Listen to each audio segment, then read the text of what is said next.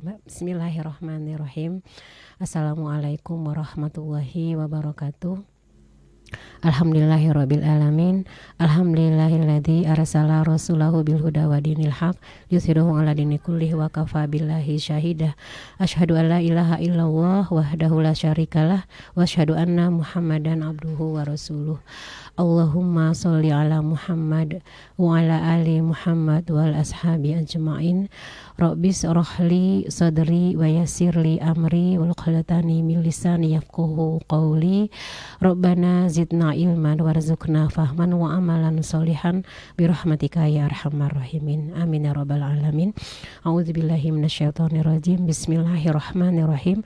Zaharal fasadu fil barri wal bahri bima kasabat aydin nasi liyudhiqahum ba'dal ladzi amilu la'allahum yarji'un. Shadaqallahul adzim.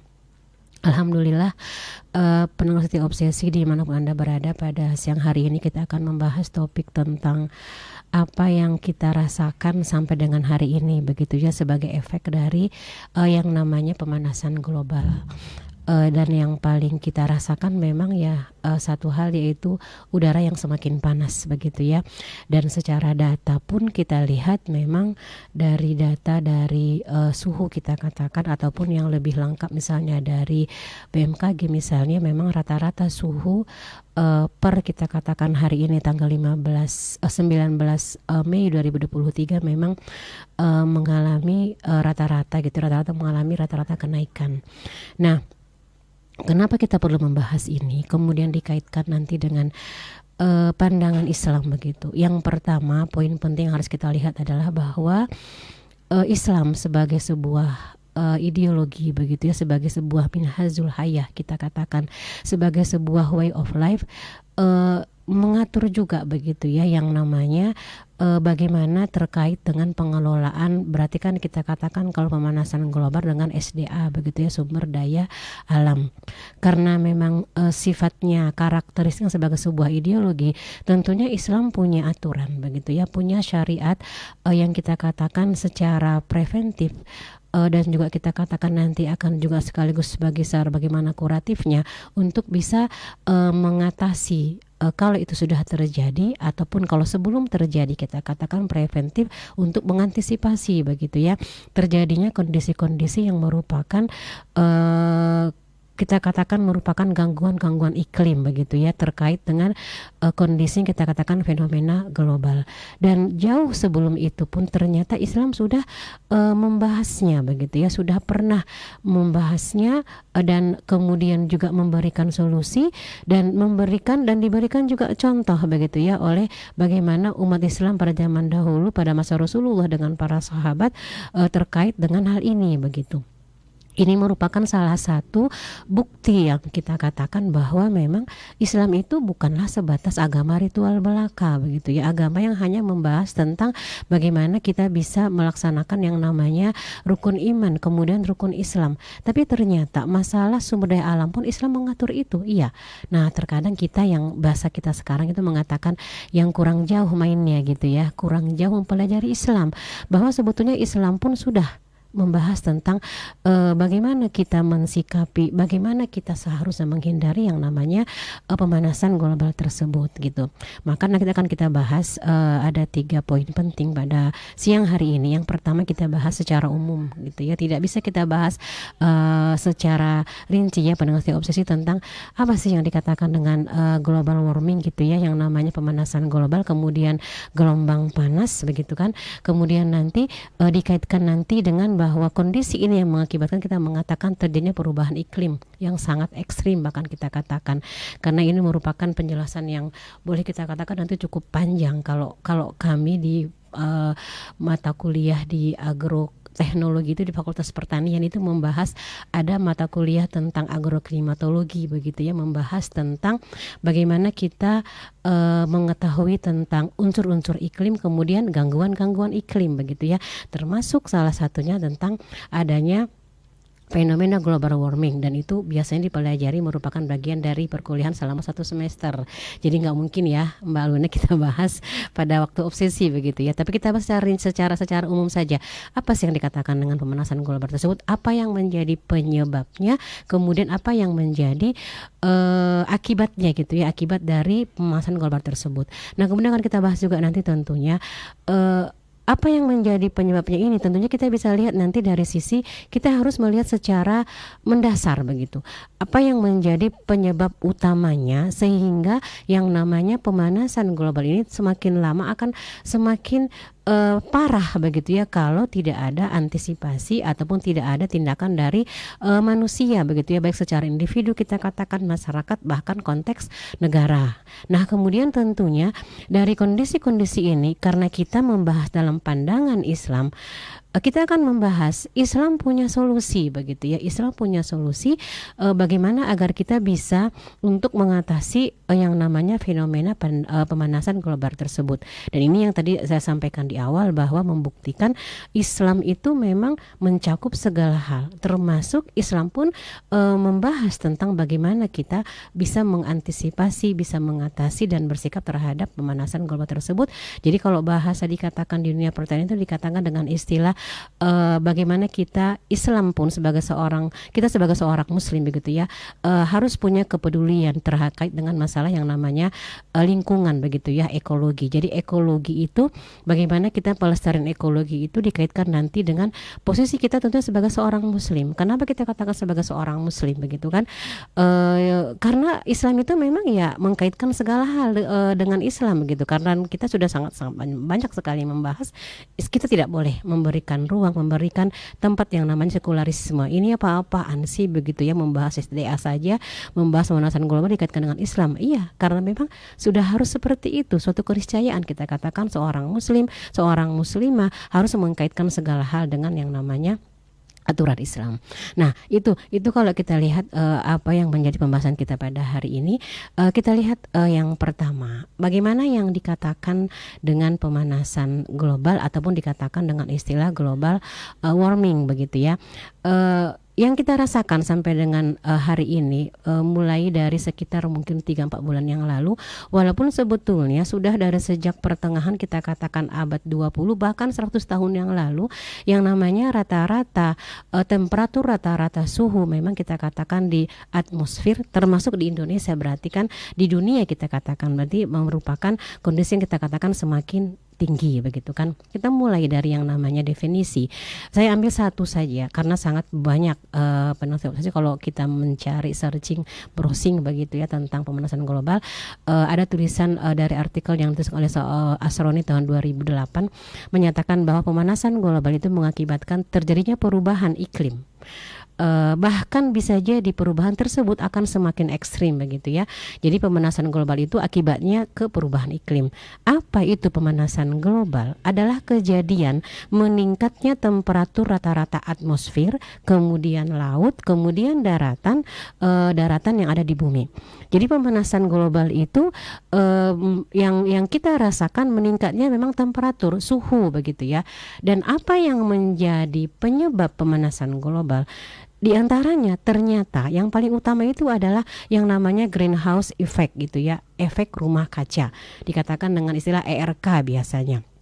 Nah, efek rumah kaca itu sendiri apa? Terjadi karena naiknya konsentrasi karbon dioksida dan gas-gas lainnya di atmosfer. Maka mengakibatkan konsentrasi yang semakin tinggi di atmosfer itu, bahkan dikatakan kandungan alamiahnya itu dalam 650.000 tahun itu meningkat terus. Maka mengakibatkan kondisi suhu di bumi menjadi meningkat gitu. Bahkan dikatakan temperatur global itu akan terus meningkat sebanyak 1,3 derajat Fahrenheit, atau kalau kita konversi ke Celsius setara dengan 0,72 derajat Celsius dalam 100 tahun terakhir, dan itu akan terus meningkat. Silahkan kita lihat bagaimana di data yang dikeluarkan dari salah satu, kita bisa buka web tentang perubahan iklim dari sejak tahun 1950 sampai dengan sekarang 2000 rata-rata memang terjadi kenaikan temperatur rata-rata ataupun suhu rata-rata bumi itu. Dari yang dulu misalnya dari tahun 1950 itu 24 derajat, 23 derajat sampai dengan hari ini ke 2023 itu terus meningkat, rata-rata temperatur sudah mencapai 26, ada yang 27 bahkan begitu kan. Bahkan yang paling ekstrim kan kita lihat pada waktu tahun ini saja ada yang sampai mencapai sekarang itu kita rasakan sampai 30, 31 begitu ya kondisi suhunya.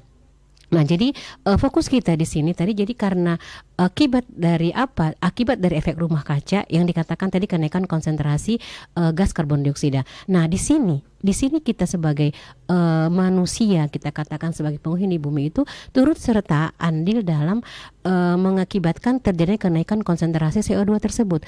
Kenapa bisa terjadi kenaikan CO2? Karena kenaikan misalnya pembakaran bahan-bahan bakar BBM yang digunakan kendaraan, yang digunakan oleh pabrik, kemudian terutama kita katakan yang menggunakan bahan bakar batu bara. Kalau kita katakan pabrik, dan sampai hari ini kita katakan silakan dilihat fakta, sebagian besar pabrik katakan seperti listrik misalnya PLN itu menggunakan yang namanya batu bara. Kemudian juga kondisi kita katakan bahan bakar BBM, semakin tingginya jumlah kendaraan, polusi udara itu juga menjadi penyumbang utama kita katakan naiknya konsentrasi CO2.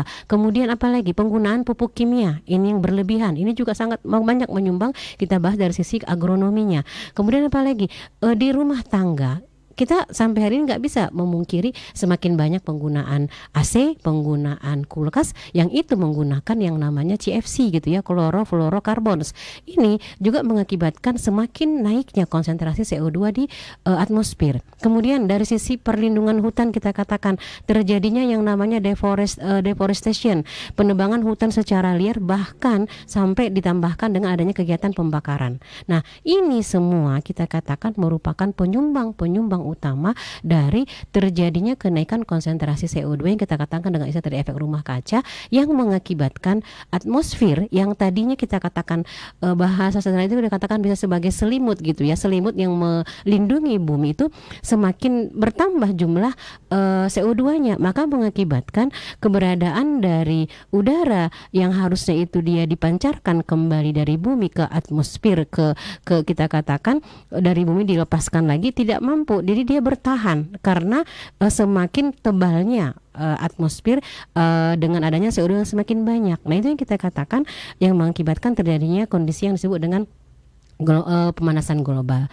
Maka dikatakan juga dari data tadi bahwa peningkatan suhu itu akan semakin bertambah. Jadi sejak pertengahan abad yang ke-20 diakibatkan dari efek rumah kaca tadi itu, akibat dari perbuatan manusia, aktivitas manusia, maka akan mengakibatkan kita dikatakan bahwa kesimpulan dari 30 badan ilmiah dari akademik, termasuk kita katakan akademik sains nasional dari negara-negara G8 menyatakan memang ya kondisi ini akan terus semakin meningkat gitu kan, dengan ketinggian peningkatan suhu itu 0,74 plus minus 0,18 derajat Celcius seterusnya begitu kalau tidak ada tindakan dari manusia. Nah, itu yang kita katakan gambaran tentang ringkas saja ya tentang bagaimana pemanasan global. Dan di samping itu nanti pemanasan global itu juga nanti dia setali 3 uang dengan yang namanya gelombang panas yang namanya El Nino begitu ya. El Nino itu yang merupakan gelombang panas, biasanya memang kita katakan akan terjadi merupakan fenomena akibat meningkatnya yang namanya suhu permukaan laut Samudra Pasifik di wilayah tengah dan timur di atas suhu normal. Nah, ini akibatnya biasanya El Nino ini dampaknya terutama dirasakan oleh negara-negara yang terutama kita katakan dominan di Asia akan mengalami yang namanya kekeringan. Nah, ini memang bersamaan dengan keberadaan tadi yang namanya global warming, tadi pemanasan global, kemudian di lautan dikenal dengan istilah gangguan iklim yang namanya El Nino. Jadi biasanya El Nino itu mulai dari bulan Mei ke Juli, kemudian Juni, Agustus, Juli, September akan terus mengalami yang namanya peningkatan suhu di laut Samudra Pasifik wilayah tengah dan timur. Dan ini efeknya mengakibatkan nanti yang namanya terjadinya kondisi kekeringan, terutama nanti di daerah-daerah negara-negara yang berada di daerah Asia. Nah, jadi dua hal ini yang kita katakan menjadi fenomena alam yang terjadi mengakibatkan terjadinya yang namanya kekeringan nantinya, kondisi suhu yang semakin panas dan seterusnya. Nah, kita lihat nanti bahwa apakah memang kondisi ini terjadinya pemanasan global ini dengan dampak salah satu yang berupa kekeringan itu, apakah dia merupakan hal yang kita katakan alamiah, kemudian kita tidak bisa berbuat apa-apa untuk hal tersebut, ataukah bisa jadi kita mengatakan ini bukan hal yang alamiah dalam artian adanya kesalahan, adanya kekeliruan dalam sistem kelola yang dikaitkan nanti dengan sumber daya alam gitu kan. Padahal nanti kita lihat Islam sendiri dalam konteks individu, kita katakan konteks individu saja, Islam sangat mengatur yang namanya bagaimana seorang muslim itu nanti bisa berbuat untuk senantiasa menjaga kelestarian ekologinya gitu kan, kelestarian lingkungan.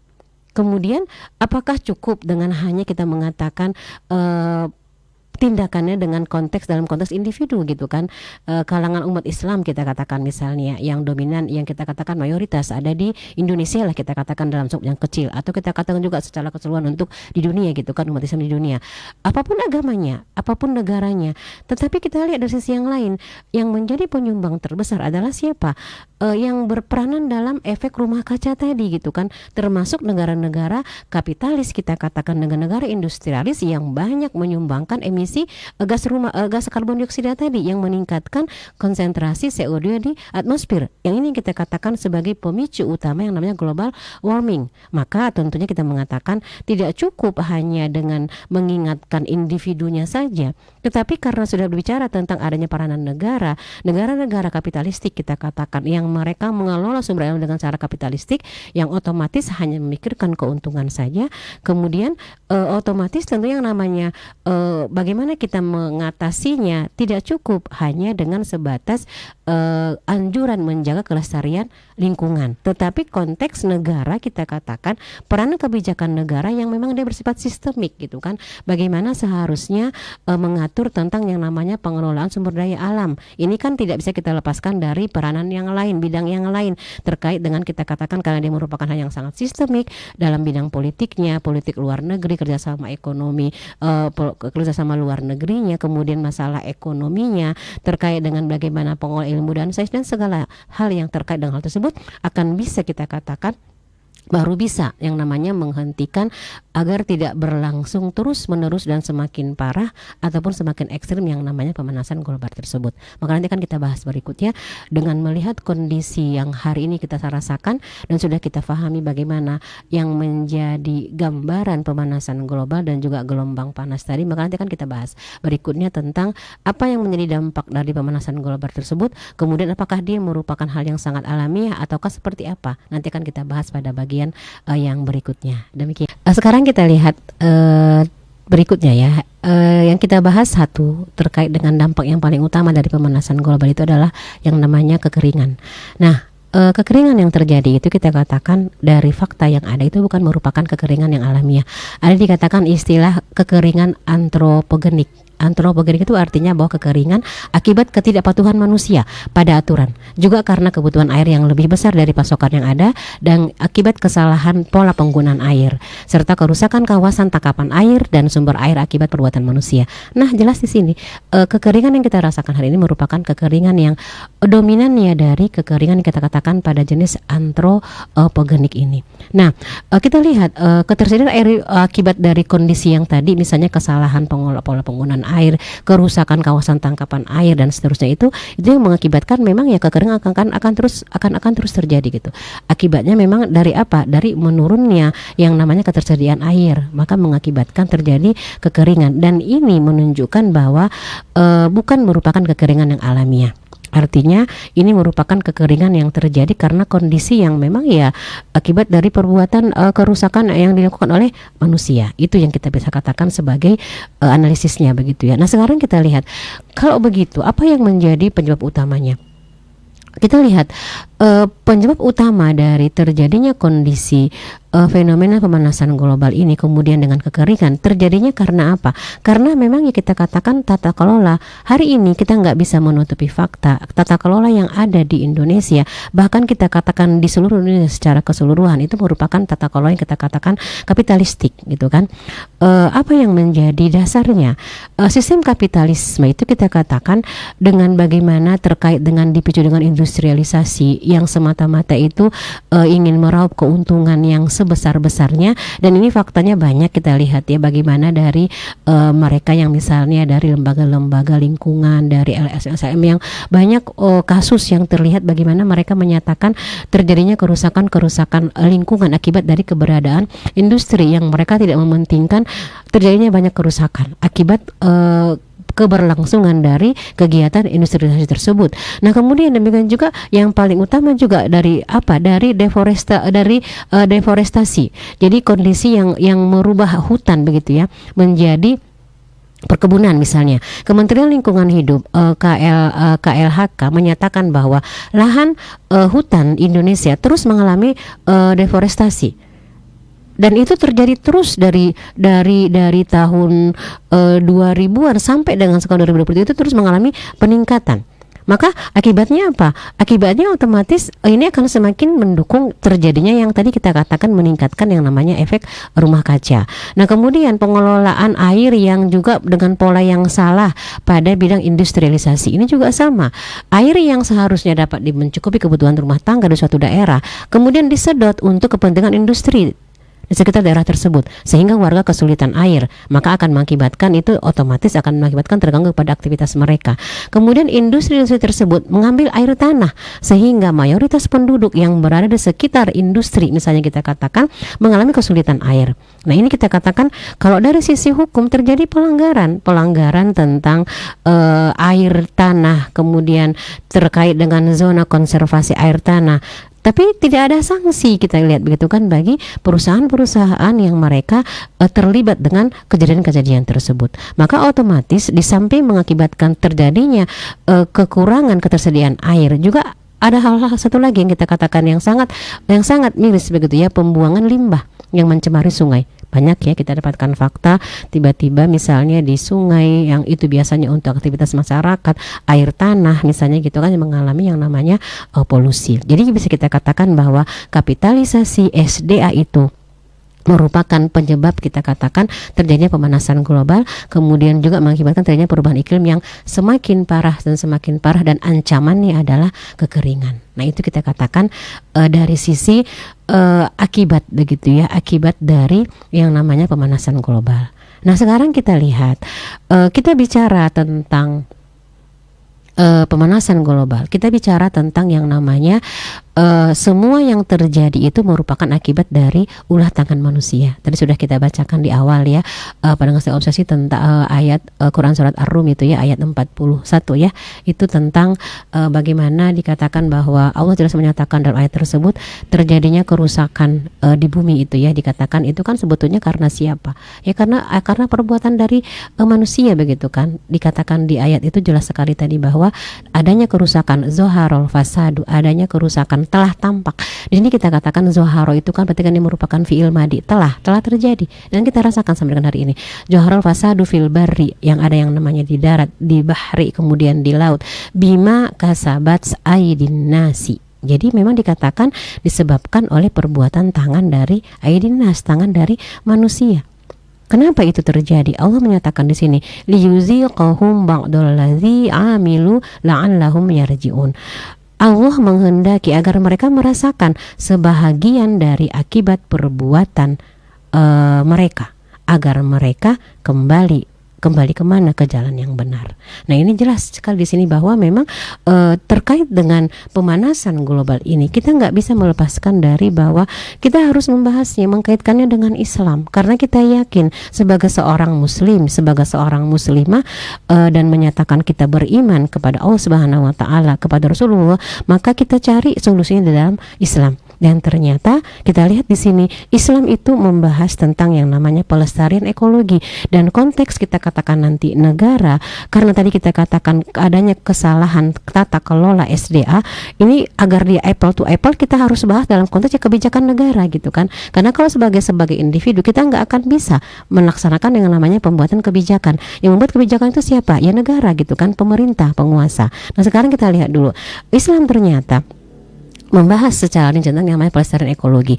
Islam menawarkan banyak sekali, kita bisa lihat dalil-dalil yang menempatkan bahwa dasarnya pada awalnya kita menyatakan bahwa alam semesta ini memang kita katakan Allah berikan, artinya Allah limpahkan kepada siapa? Kepada manusia, tetapi manusia diharuskan untuk melestarikannya, kan begitu.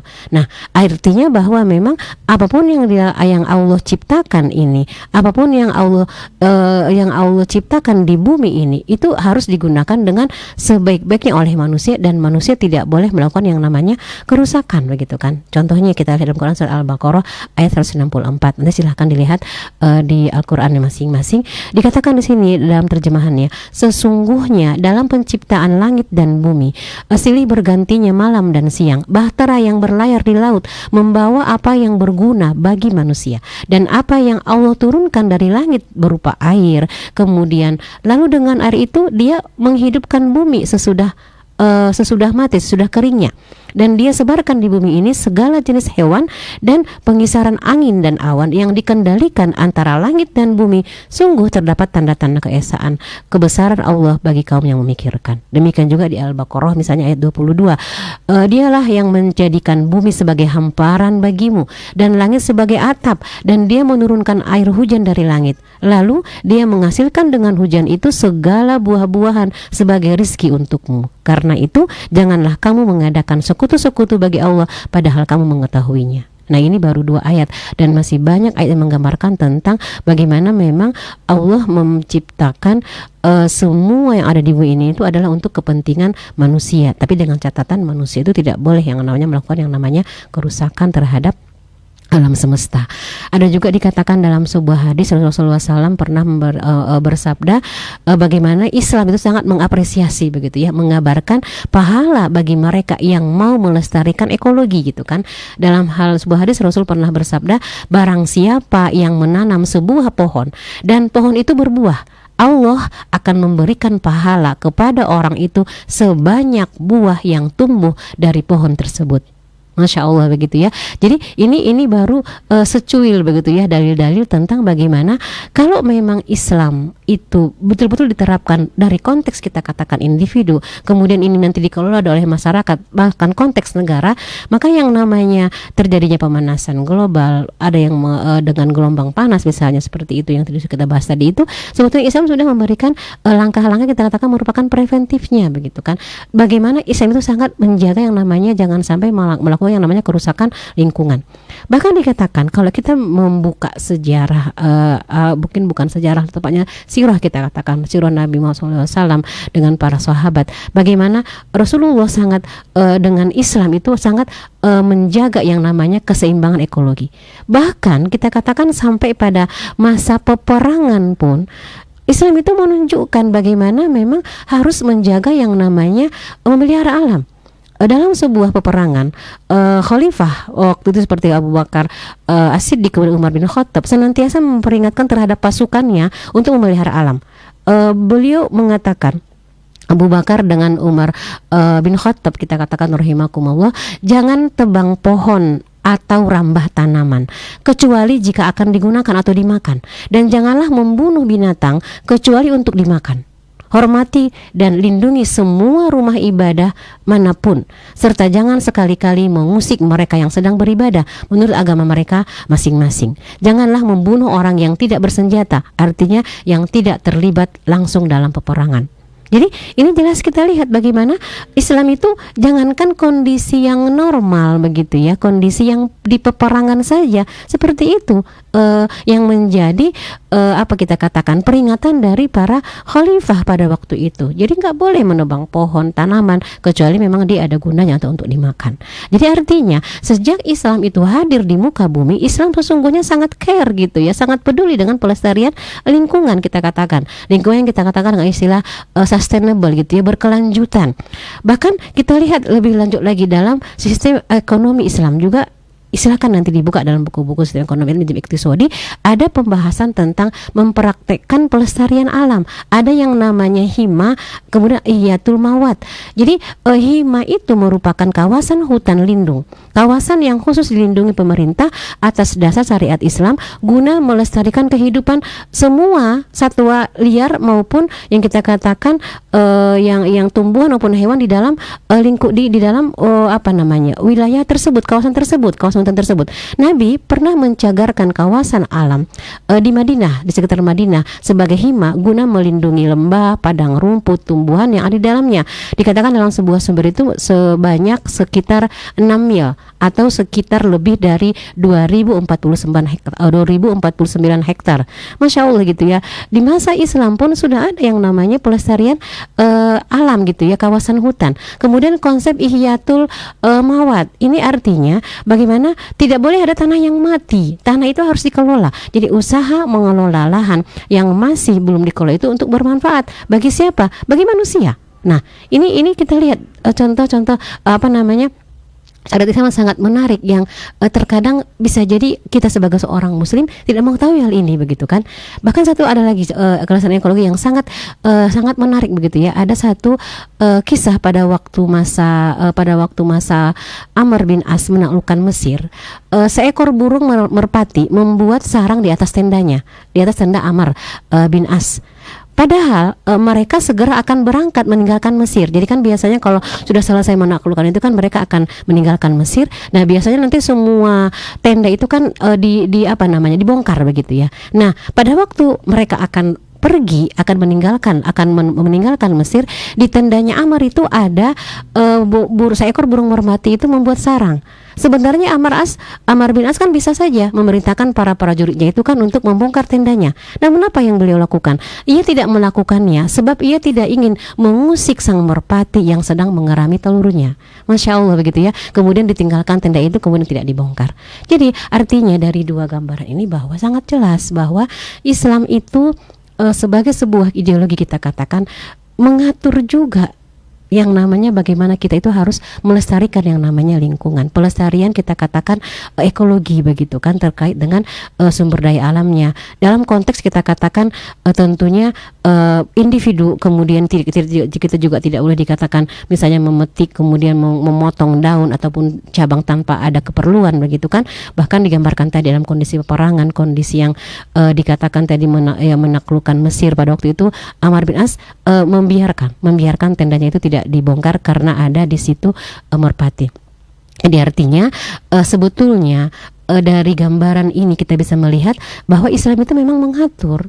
Dan kalau ini berlangsung, bisa kita bayangkan tidak akan terjadi yang namanya sampai dengan hari ini kita sangat miris begitu kan, kondisi-kondisi yang mengambil alih fungsi lahan, misalnya hutan yang harusnya dia menjadi paru-paru, dikatakan paru-paru dunia begitu kan. Karena Indonesia termasuk juga merupakan kita katakan daerah tropis yang menjadi jantung dunia karena memiliki luasan yang sangat besar terhadap hutan-hutan tropis. Dan sampai hari ini terjadi terus pengalihan yang menjadi perkebunan dan sebagainya tanpa adanya pertimbangan yang namanya pertimbangan ekologi begitu kan, dikaitkan dengan kelayakan atau tidaknya membukanya itu menjadi perkebunan dan sebagainya, atau diambil alih fungsi menjadi perumahan, menjadi apalagi kita katakan mall dan sebagainya gitu kan. Nah itu sebetulnya kan jelas kita lihat ada yang salah begitu kan dari apa yang menjadi tata kelolanya gitu kan.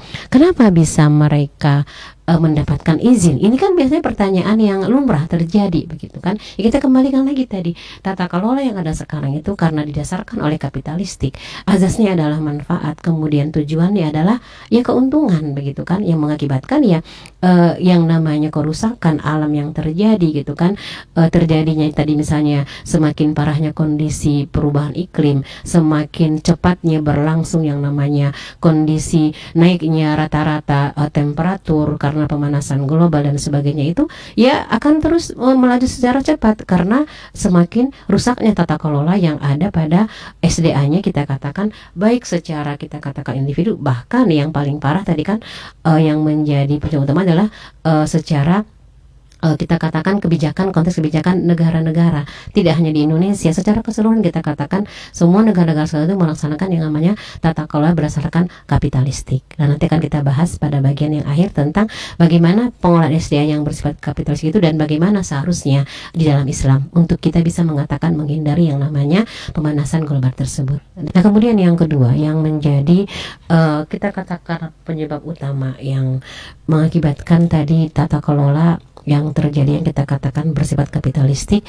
sehingga apa yang terjadi hari ini gitu kan, dengan adanya ancaman kekeringan yang juga bukan merupakan kekeringan yang sifatnya kita katakan alamiah, tapi merupakan kondisi kekeringan akibat dari adanya kesalahan dari kerusakan yang dilakukan oleh manusia begitu kan, yang dikatakan dengan istilah adanya kekeringan secara antropogenik gitu ya. Nah ini tentunya kita tidak bisa melepaskan dari ternyata memang fakta industri yang ada tadi kan, mereka melanggar yang namanya misalnya ada PP nomor 43 tahun 2008 tentang air tanah, dan kemudian tentang keputusan Menteri ESDM nomor 31 tahun 2018 tentang zona konservasi air tanah. Tetapi ya walaupun para kapitalis tadi kita katakan perusahaan-perusahaan yang mereka melaksanakan pelanggaran tersebut, memang tidak ada sanksi yang kita katakan yang mereka menjadi jerah begitu kan. Ulangi, tadi kita bicara tentang pembuangan limbah yang sangat mencemari sungai dan sangat membahayakan buat masyarakat begitu kan. Nah, sekarang kita lihat yang namanya pengelolaan SDA yang bersifat kapitalistik itu kan sudah insya Allah kita pahami tentunya berarti berdasarkan kapital begitu kan. Kalau kita bicara tentang kapitalistik berarti dia di bawah ideologi kapitalisme gitu kan. Yang namanya kapitalisme itu kan dia kapital merupakan sistem ekonomi yang dia didasari oleh yang namanya sekularisme gitu kan, memisahkan antara agama dengan kehidupan. Jadi pada waktu mereka membahas tentang ekonomi mereka dengan kapitalismenya itu, ya mereka tidak akan mengkaitkan dengan namanya aturan sang pencipta. Kemudian azasnya adalah azas manfaat. Kalau konteks kepada industri kita katakan mereka bertujuan untuk apa? Untuk meraup keuntungan yang setinggi-tingginya begitu kan. Nah, dengan dasar seperti ini yang dia kita katakan sifatnya kapitalistik, memang terbukti akan mengakibatkan akan tidak mereka pedulikan yang namanya terjadi kerusakan alam begitu kan. Dan tadi dikatakan menjadi penyumbang utama itu kan dari industrialisasi. Hari ini kita sudah memasuki yang namanya revolusi industri, dikatakan sampai bahkan tidak lagi 4,0, sudah 5,0, dan itu tentunya harus kita lihat bagaimana harus ada kajian-kajian khusus dari para kita katakan peneliti yang didukung oleh nanti kita katakan penguasa. Jangan sampai kondisi kemajuan yang terjadi di bidang industri itu dia malah mengakibatkan berbanding lurus juga dengan kerusakan alam semesta gitu kan. Maka kita katakan memang kondisi yang pengelolaan SDA yang bersifat kapitalistik itu terbukti memang menjadi penyebab utama perubahan iklim, kerusakan lingkungan banyak terjadi akibat pengelolaan dari sumber daya alam yang serampangan kita katakan. Yang penting mereka mendapatkan izin, mendapatkan keuntungan, kemudian nanti kalau mereka melanggar suatu peraturan pun tidak ada tindakan kita katakan yang tegas terhadap mereka. Dimana kita katakan dalam kapitalisme itu membolehkan yang namanya sumber daya alam itu diprivatisasi, dikelola oleh pihak swasta. Demi apa? Demi meraih keuntungan yang sebesar-besarnya. Setiap individu dapat memiliki semua hal itu dan tidak ada larangan dan tidak ada batasan sama sekali. Asal memang dia punya kapital, punya modal, modalnya kuat, dia bisa mendapatkannya. Nah ini kita katakan yang sangat bertentangan dengan Islam, dengan apa yang ada fakta pada kapitalisme terkait dengan sumber daya alam. Nah berbeda dengan Islam itu menjadikan SDA yang menentukan hajat hidup orang banyak sebagai kepemilikan milik umum, milik bersama. yang tidak boleh diprivatisasi. Jadi kalaupun nanti dia akan dikelola oleh negara untuk kepentingan masyarakat. Misalnya apa? Hutan, kemudian sumber air yang langka, tambang minyak, kemudian gas maupun tambang-tambang yang lain yang kandungannya cukup banyak tidak boleh dimiliki oleh individu. Dan tidak dapat dimiliki oleh individu sama sekali. Termasuk berarti kan swasta itu kan juga termasuk kita katakan individu. Apalagi kalau kita katakan konteks negara memberikannya kepada negara lain gitu kan. Nah itu yang kita katakan yang sangat bertentangan, berbeda sekali dengan Islam. Bagaimana pengelolaan yang tadi kapitalistik dibandingkan dengan pengelolaan di dalam Islam. Demikian juga misalnya terkait dengan laut, sungai gitu kan, jalan raya. Semua SDM yang tersebut itu harus dikelola oleh negara dan tidak boleh diserahkan kepada individu ataupun kepada swasta. Maka negara kita katakan dalam sistem kita katakan Islam dalam pengelolaan SD itu memiliki tugas dan fungsi ya sebagai pelindung, kemudian pelayan rakyatnya, dan diberikan hasil pengelolaan tadi itu untuk kepentingan dan kemakmuran bagi rakyatnya. Maka otomatis kita bisa membayangkan bagaimana kalau negara yang memang punya fungsi sebagai pelindung, sebagai pelayan rakyatnya, mengelola semua SDA tadi itu sudah pasti akan dikelola sebaik-baiknya demi kepentingan siapa? Kepentingan rakyat. Sementara kalau kapitalistik tadi, karena memang konteksnya dia bukan sebagai pelindung, bukan sebagai pelayan rakyatnya, dan tujuannya adalah untuk keuntungan yang setinggi-tingginya, ya maka mereka akan ya serampangan saja untuk mengelola SDA tersebut. Maka ini yang sangat bertolak belakang dengan Islam. Jadi dari dasarnya pun, dari tugas dan fungsinya pun memang sudah berbeda sama sekali. Maka kalau dalam Islam, karena memang sebagai pelindung tadi, kemudian sebagai pelayan rakyatnya, negara akan mengelola dengan sebaik-baiknya. Kemudian untuk kepentingan rakyat, hutan misalnya, ya akan dijaga fungsinya sebagai paru-paru, kita katakan paru-paru bumi, sebagai daerah tangkapan dan cadangan air tanah, maka akan terjaga konservasi air dan tanahnya. Kemudian serta pencegah bencana banjir, begitu kan, dan longsor dan sebagainya. Jadi tidak akan terjadi kondisi-kondisi tadi karena memang dijaga oleh negara. Nah, jika ada hutan yang rusak, negara akan melakukan yang namanya apa? Yang namanya reforestasi, dihutankan kembali. Ada istilah dikatakan reboisasi, penghijauan dan seterusnya, dan akan menindak tegas jika ada yang melakukan yang namanya deforestasi itu. Hari ini kita lihat dengan kapitalis itu sangat jauh dari apa yang kita harus dalam Islam. Maka kita lihat baru dari dua hal ini saja yang namanya Islam dengan kita compare gitu ya, kita bandingkan dengan yang namanya pengelolaan SDA dengan cara kapitalistik, memang dia memang berbeda, bertolak belakang 100%. Maka kalau misalnya dikatakan hari ini kita merasakan yang namanya pemanasan global itu semakin dirasakan efeknya dengan panas yang semakin tinggi begitu kan, kemudian nanti bisa kita katakan memang kondisi ini juga akan berefek kepada yang namanya kekeringan tadi itu gitu kan.